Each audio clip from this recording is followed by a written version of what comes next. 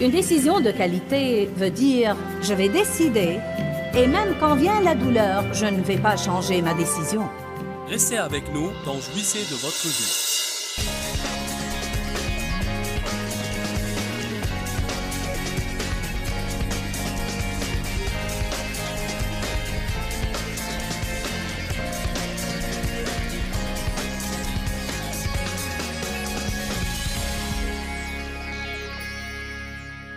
Vous aurez l'occasion, tout au long de votre vie, d'être assaillé par des sentiments différents.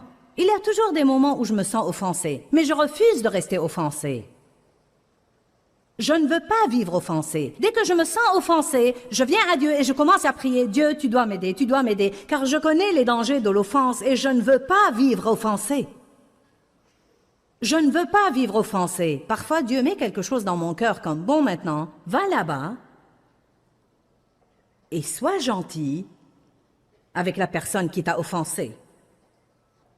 Ou peut-être il dira, va et dis-lui, écoute, si je t'ai offensé, je voudrais m'excuser.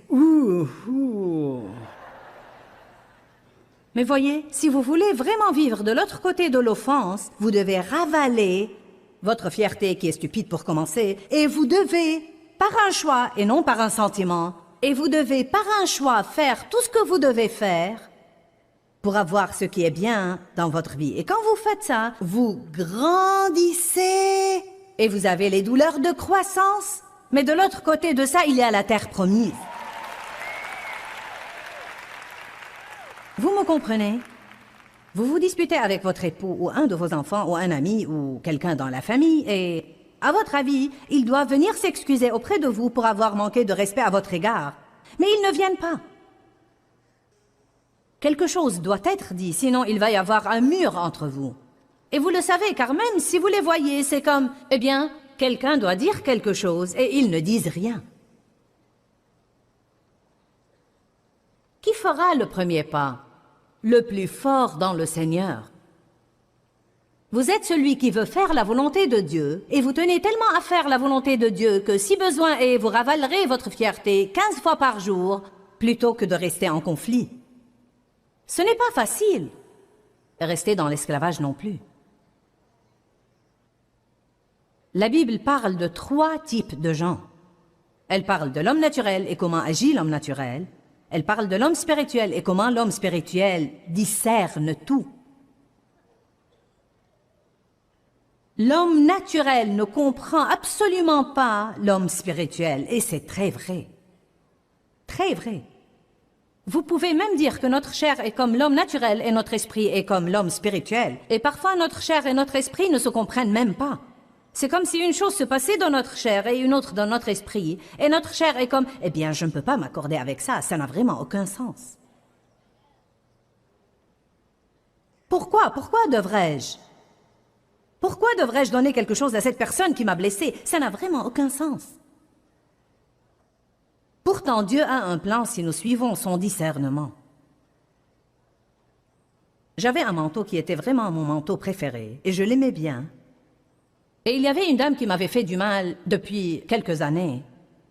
Et je ne l'avais pas vue depuis longtemps, puis j'ai commencé à la voir à nouveau, et je pouvais toujours sentir le mur entre nous. Car le mal était important. Quand quelqu'un vous fait du mal, vous vous éloignez de lui et vous n'avez pas à traiter avec lui. Ce n'est pas aussi mauvais que de l'avoir sur le dos. Alors Dieu a commencé à me demander de donner à cette dame mon manteau préféré. Et j'ai dit au Seigneur, je vais donner le manteau. Je n'ai pas envie de donner le manteau, mais pour t'obéir, je vais donner le manteau. Mais je voudrais le donner à... Et j'ai commencé à penser aux personnes auxquelles je pouvais le donner. Alléluia.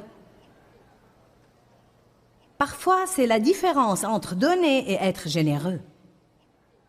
Une personne qui donne peut donner le manteau, mais elle va faire en sorte de le donner à quelqu'un à qui elle aimerait le donner. Parfois, vous aimerez faire ça. Je ne dis pas que c'est toujours mauvais de donner quelque chose à quelqu'un que vous aimez. C'est bien aussi, mais dans ce cas-là, Dieu me disait spécifiquement de semer une graine qui allait briser une forteresse diabolique.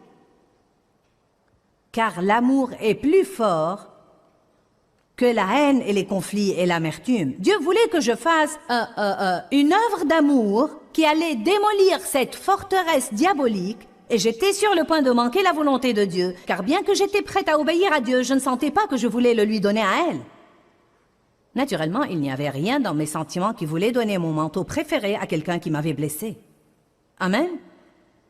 Mais à ce moment-là, j'étais à un stade avancé avec Dieu et j'avais assez de bon sens pour ne pas vouloir faire ce que je voulais. Et j'ai donné le...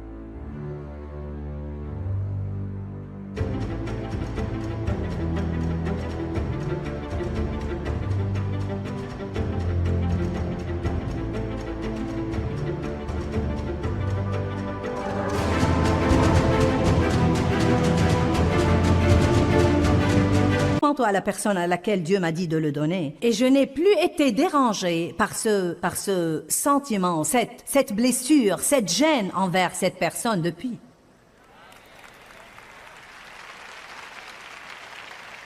Il y a beaucoup de liberté et de victoire que nous pourrions avoir et que nous n'avons pas si nous voulons bien être obéissants à Dieu. Mais parfois, être obéissant à Dieu veut dire vivre de l'autre côté de nos sentiments.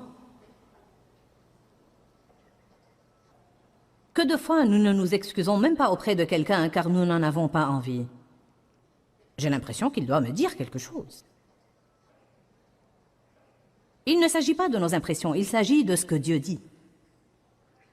L'homme naturel est celui qui n'est pas sauvé, n'est pas régénéré, et sans esprit, n'apprécie pas la parole, marche selon la chair, fait exactement ce qu'il veut, ce qu'il pense et ce qu'il sent. L'homme spirituel est régénéré. Il a la régénération, la nouvelle naissance. Il a une maturité spirituelle qui l'affranchit des conflits. Un homme spirituel est un homme pacifique. Il fait tout ce qu'il doit faire pour marcher dans la paix. Il s'humilie. Il sait bien s'entendre avec les gens et il fait tout ce qu'il doit faire pour bien s'entendre avec eux. L'homme spirituel n'a pas l'esprit étroit. Il est prêt à entendre raison. Il est rempli de vérité, marche dans l'intégrité, respecte ses engagements. Sa vie est gouvernée par la loi de l'amour et il manifeste le fruit de l'esprit. Il jouit de la faveur de Dieu dans sa vie. Et c'est notre objectif. Et l'homme charnel alors, à vrai dire, la grande majorité des chrétiens vit dans le royaume charnel. Je ne pense pas que nous avons la moindre idée sur combien les chrétiens qui marchent selon l'esprit sont peu nombreux. Je n'accuse personne ici, donc vous savez... Vous êtes probablement les gens les plus spirituels de la ville. Il se pourrait que vous ayez une avance sur certains car vous êtes là. Amen. Mais ça ne veut pas dire que nous n'avons pas un long trajet à parcourir. Alléluia. Quelqu'un m'a raconté quelque chose que je ne voulais pas entendre et sans m'en rendre compte, j'étais en train de déblatérer sous le coup de l'émotion. Ça avait quelque chose à faire avec l'argent et en l'espace de 10 minutes, moi qui croyais avoir une certaine somme d'argent, j'ai trouvé que j'en avais une autre parce que nous allons avoir à payer quelque chose que je ne m'attendais pas à avoir à payer. Alors j'ai rouspété. Avant de m'en rendre compte, j'accusais quelqu'un d'autre de quelque chose. Et pendant que je le faisais, je savais que j'agissais stupidement. Au moins, c'est du progrès que de savoir que vous dites des stupidités. Non, mais j'ai été stupide pour tant d'années et je ne savais même pas que j'étais stupide. C'est vraiment pénible d'agir stupidement et de penser « je suis stupide ». Qui a eu une crise de stupidité aujourd'hui? Mais au moins, Dieu soit loué. Je l'ai bien dit de ma bouche, puis quand quelqu'un a dit quelque chose, j'ai dit « tu sais quoi, j'agis stupidement ». Je déblatère là, car j'ai été déçue d'apprendre cette nouvelle. Alors, ce n'est pas que je n'ai pas des progrès à faire, mais du moins j'arrive à reconnaître les choses de plus en plus Et il y a plusieurs fois où je suis capable de faire ce qui est juste avant d'agir stupidement. Mais c'était tôt ce matin. C'est plus facile d'être stupide tôt. Nous n'avons pas le temps de prendre toutes nos décisions. Il y a beaucoup de christianisme charnel. Soyons sincères et disons que c'est probablement un des plus grands problèmes du monde et c'est une des plus grandes choses qui ruinent notre témoignage. Si vous avez un autocollant de pare-choc, les gens vous surveillent. Si vous allez à l'église, les gens vous surveillent. S'ils vous voient avec votre Bible, ils vous surveillent. Si vous parlez du Seigneur, ils vous surveillent. Ça ne veut pas dire que nous allons toujours manifester la perfection. Mais je vais vous dire une chose, nous devons être différents du monde.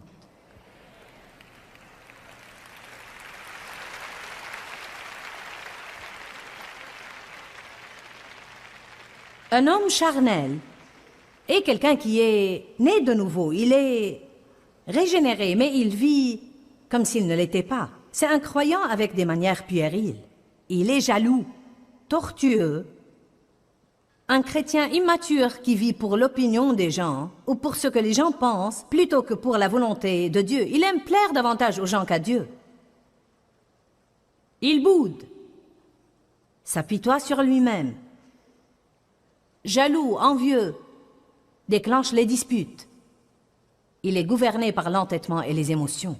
1 Corinthiens 13:11, nous allons le mettre sur le rétroprojecteur. Lorsque j'étais enfant, je parlais comme un enfant, je pensais comme un enfant, je raisonnais comme un enfant. Mais lorsque je suis devenu homme, j'ai mis fin à ce qui était propre à l'enfant.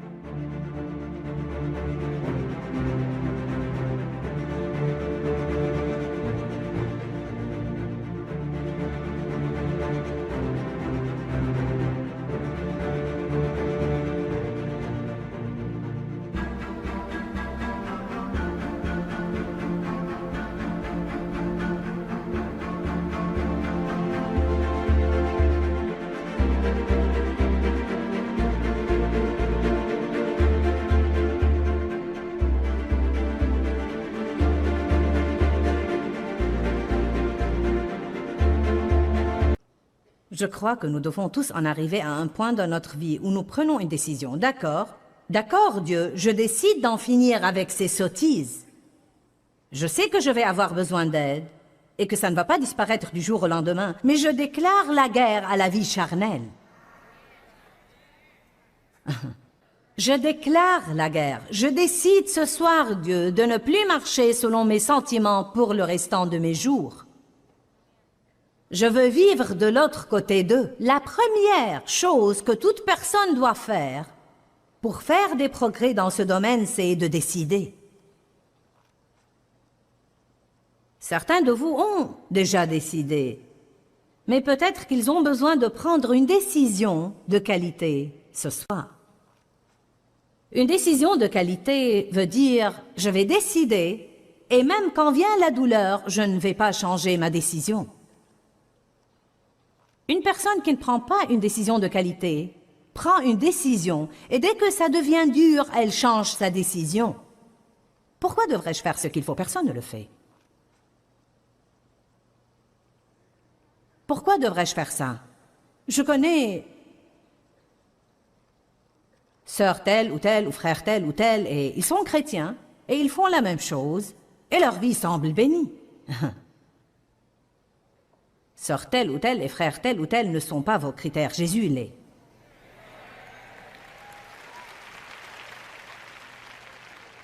Bon, maintenant, je veux vous parler pour quelques minutes au sujet de croire la vérité plutôt que vos sentiments.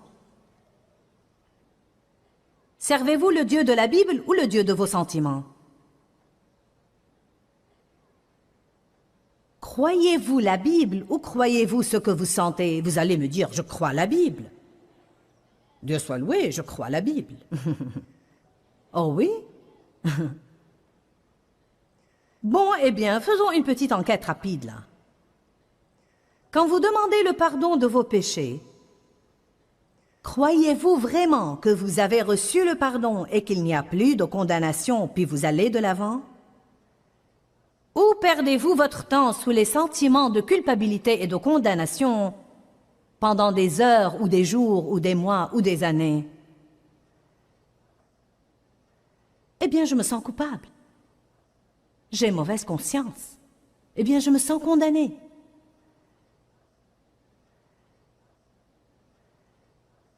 Savez-vous ce que nous faisons en nourrissant ces sentiments de culpabilité et de condamnation? Nous essayons de payer quelque chose que Jésus a déjà payé. Ça équivaut à ça. Vous dites, tu ne peux pas faire comme si de rien n'était.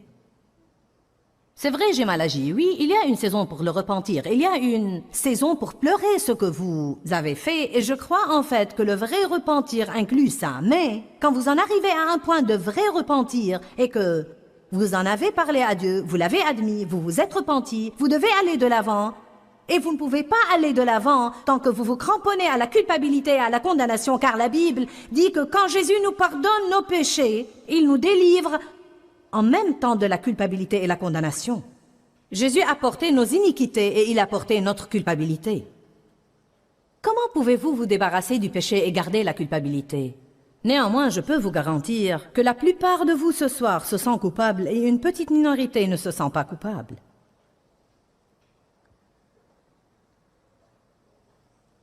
Combien de vous ont le problème d'avoir mauvaise conscience tout le temps? Qui se sent vaguement coupable tout le temps? Mon Dieu, j'ai combattu ça, et combattu ça, et combattu ça, et combattu ça.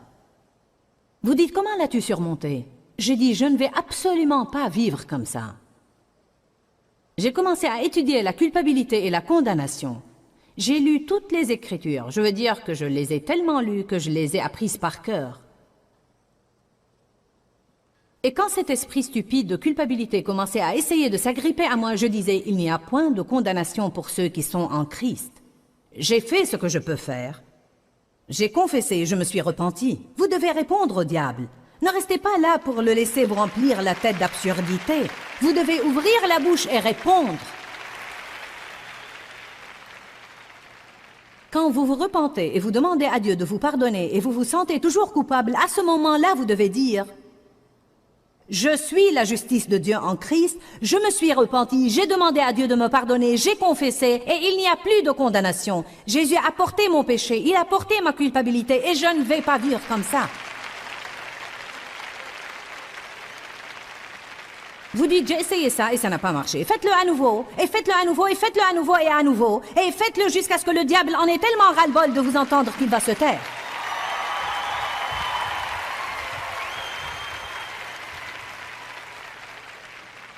Avez-vous remarqué que le diable ne vous dit pas la chose une seule fois et puis après il se tait? Il vous la répète, et la répète, et la répète, et la répète. Quel est ton problème? Quel est ton problème? Quel est ton problème? Tu ne peux rien faire de bien, tu ne fais jamais le bien.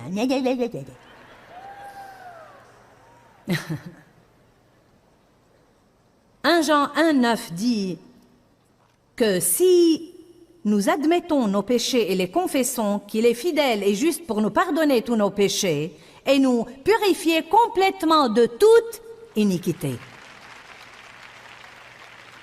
1 Jean chapitre 2 verset 1 dit « Mes petits enfants, je vous écris ces choses afin que vous ne péchiez point. Mais si quelqu'un vient à pécher, nous avons un avocat, Jésus-Christ le juste, qui a payé nos péchés. »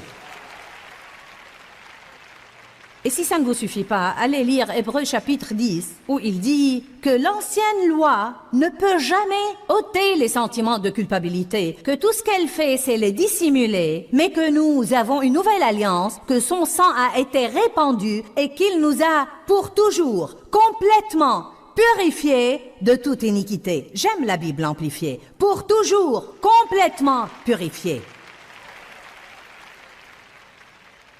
Eh bien, je me sens coupable. Oh. Certains disent toujours, mais je sens, mais je sens, mais je sens, mais je sens. Et tout ce que vous devez faire, c'est arrêter de croire ce que vous sentez et commencer à vous rendre compte que la vérité va l'emporter sur ce que vous sentez si vous exaltez la vérité et non pas vos sentiments.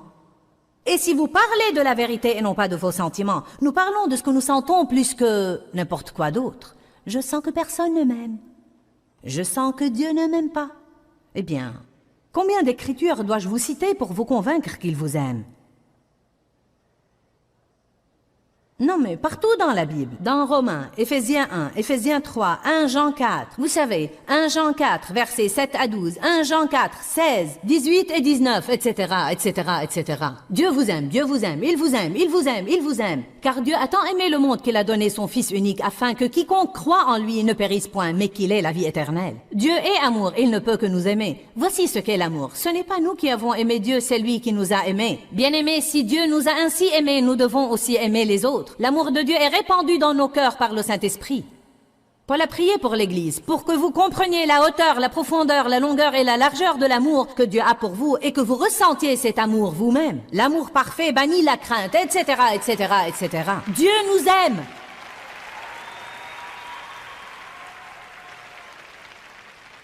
Vous dites, si seulement je connaissais les Écritures comme toi, savez-vous comment je les ai eues à l'intérieur de moi? Quand j'avais du mal à croire que Dieu m'aimait à moi, je m'asseyais et les lisais, et je copiais même les Écritures à la main, sur des carnets. Et quand le diable m'assaillait, j'allais chercher mon carnet.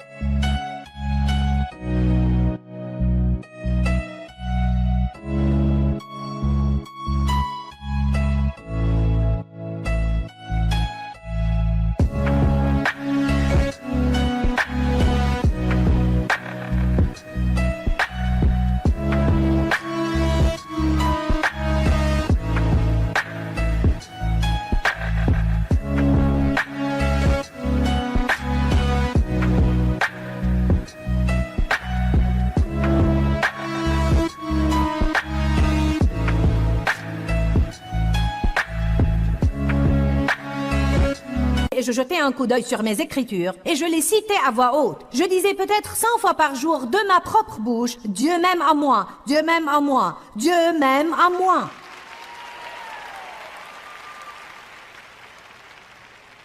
Pourquoi les gens restent-ils dans l'esclavage? Parce qu'ils sont paresseux.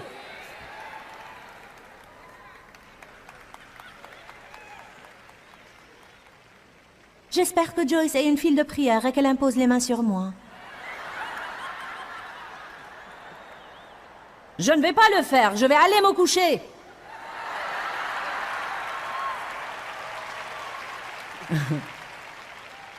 Vous êtes presque 6000 et je ne suis qu'une. Et si j'impose les mains sur vous toute la nuit, je serai morte demain. Et ça ne va pas régler votre problème de toute façon.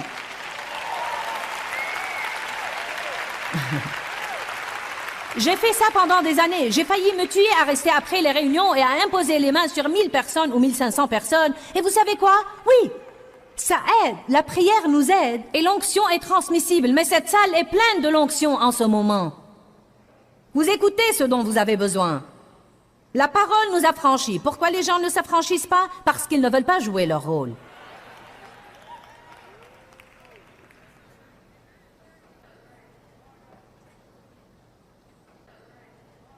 Ah, vous savez, je n'ai pas envie de confesser la parole. Je sais que je dois prier davantage, mais je n'en ai pas envie. N'est-ce pas la vérité? Est-ce que je me parle à moi-même? Ou est-ce que je dis la vérité?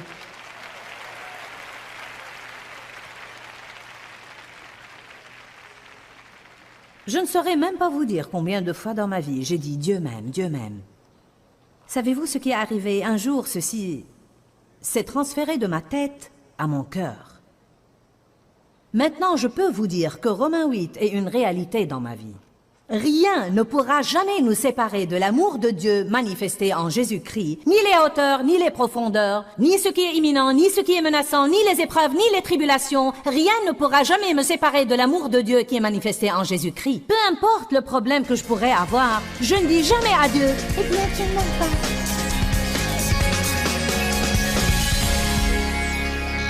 Nous incliner devant les sentiments aura pour résultat de nous créer des problèmes. Nous devons nous discipliner pour contrôler nos émotions et croire la vérité de la parole plutôt que nos sentiments. Avez-vous besoin de plus d'assurance dans votre vie et de plus de confiance? Je veux vous dire aujourd'hui que Dieu vous aime. Et vous pensez peut-être que c'est un très simple message, mais en fait c'est vraiment le plus puissant message que la Bible essaye de vous faire parvenir. Dieu vous aime. Oui, il aime le monde entier, mais il vous aime. La Bible dit « L'amour parfait bannit la crainte ». Vous savez, nous avons tous tellement de craintes différentes dans notre vie. Crainte de l'avenir, crainte du passé, crainte de ce que les gens vont penser de nous. Crainte du besoin, crainte de la solitude. Non, mais la liste n'en finit vraiment pas. Et c'est uniquement le fait de savoir combien Dieu nous aime et que s'il nous aime, il va certainement s'occuper de nous, qui nous délivrera de ces craintes. Beaucoup de gens m'ont dit au fil des années, « Tu sais, tu m'as regardé et tu as dit « Dieu t'aime à toi ». Et Joyce, quand tu as dit ça, ça a changé ma vie. Eh bien, vous savez, je suis stupéfiée par le nombre de personnes qui n'ont peut-être jamais entendu ça, ou ceux qui l'ont entendu et n'ont pas encore décidé vraiment de le croire. Et je veux que non seulement vous l'entendiez aujourd'hui, mais je veux que vous le receviez à l'intérieur de vous. Je veux que vous receviez la vérité, que Dieu vous aime. Il vous aime inconditionnellement. Peut-être que vous n'êtes pas tout ce que vous devez être ou tout ce que vous aimeriez être, mais Dieu vous aime. Il vous aime là où vous êtes, et si vous recevez son amour, il vous aidera à arriver là où vous aimeriez être, et il vous aidera à être tout ce que vous devez être. Donc recevez ça aujourd'hui, car c'est la force qui apportera la guérison à votre vie. Encore une fois, Dieu vous aime. Que Dieu vous bénisse et à très bientôt. Pourquoi Seigneur, pourquoi? Dans ce livret, Joyce Meyer nous